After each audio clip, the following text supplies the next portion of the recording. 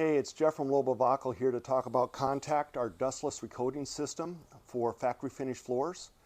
Just kind of a step-by-step guide of how to use it. Of course, it's most important that the floor be as clean as possible. So that's where our Loba remover comes in. It's a great soap to clean floors. You dilute it.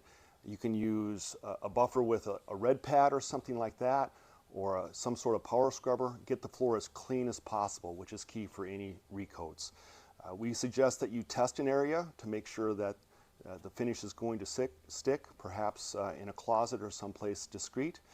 But after the floor is cleaned and dry, Contact is a two-coat system. You'll mix your Contact up. So the pot life is 2 hours.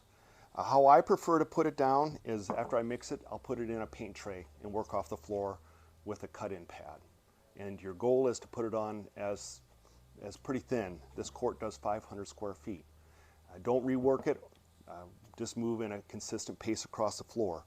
Let the Contact dry for 2 hours, or if it needs a little bit more time, that's fine. You've got 24 hours to coat it, but then after that, all you do is coat it with one of our two component finishes like Duo or Super AT. Stay away from the gloss finishes with the recoat, perhaps stick with the satin finishes to give the best results. And just some quick reminders about Contact. If there's damage to the floor, of course a recoat won't fix a deep scratch or anything that's real visible, perhaps a dent, things like that. So just be mindful with your homeowners to give them realistic expectations what a recoat will do for them.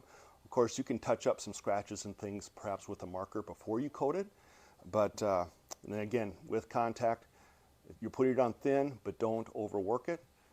Another quick reminder, it's really key that you clean the floor and make sure that it's dry after you clean it. And set expectations also about adhesion. It's really tough to guarantee adhesion because we don't know, and you don't know as a contractor, actually what is on the floor and how long it's been there.